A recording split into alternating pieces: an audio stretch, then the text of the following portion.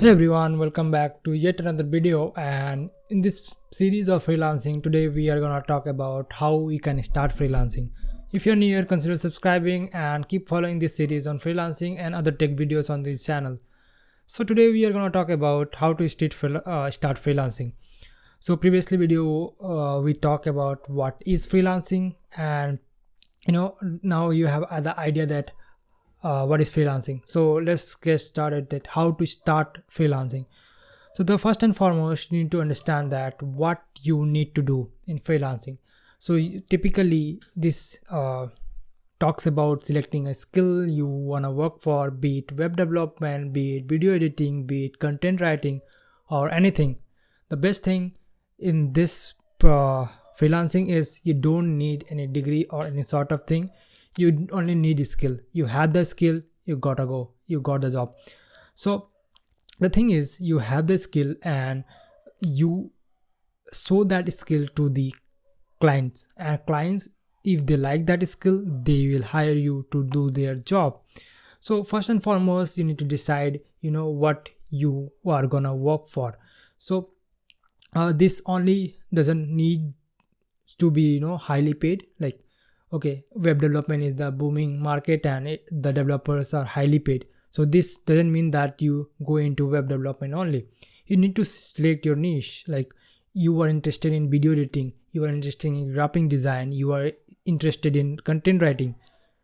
Go select that. Don't need to be going to the skill that is highly paid. You can select your niche and be the best in it and get highly paid client as well. So this is the things that how it works. So don't go around money, go around skills. Suppose I wanna go for video editing, so that like in the coming market video editing is gonna boom, and I like video editing. The first and foremost thing is I like video editing, so I'll take a video editing job because I like it and I don't feel like I'm wasting time and any sort of thing because of money. So selecting the thing that you wanna freelance for is the most important thing. Next is, once you have selected the skill you wanna freelance for, is building the skills. So people generally when they start freelancing, they have the skills, but I am talking in general, like you have to build some skills. Suppose I talk about web development, so I will build some skill in front-end development, back-end development, full stack development. I will learn some skill, I'll build some things. Okay, after building that things, I'll build a portfolio. That is the next step, building a portfolio. So once you have that portfolio, you can have that links and working product. So suppose what I did was having a private repository in GitHub. Nowadays they give a private repository in GitHub as well, so you can have that private repository you don't want to share with anyone and deploy it to a custom URL. So the URL nobody knows, the repo nobody is seeing, so that you don't like to show your code that particular for that project. This is highly worked and you have worked hard for this project and don't want to show anyone of that code. So you can keep it private, keep the URL private, only show the clients where you are applying for or where you are bidding on the project. So this is the one of the thing. So we talked about selecting niche, building up the skill that not only depends upon the money, also depend upon the interest. Next is building skills, then building portfolio. So once you have portfolio, you have to know your value after that. So you have built certain projects, so the value, what kind of project you can build on, whether they are super complex projects, super simple project, intermediate project, this kind of thing. You have to know your worth. After you know your worth, you should decide how much should you charge, because I've seen people doing work for free when they are starting, and there is nothing bad in that, because you are gaining some skill, you are getting some relationship with the clients. So I highly suggest that all depends upon you how you are gonna go. There are people that charge free also. So know your value. After knowing your value, you can charge client. So then the most hard part comes in, that is finding clients. You have built the skill, you have built the portfolio, you have that particular working projects ready, then you know the value, you know the charge, how you are gonna charge, hourly rate, contract rate, we talked about in the previous video. You have not watched, go watch it. Then you go on finding client, and this is the most hardest part, especially in time of this pandemic. Everyone is working from home, and many people started freelancing in this pandemic as well, because they were sitting at home, and this freelancing typically work on a remote job.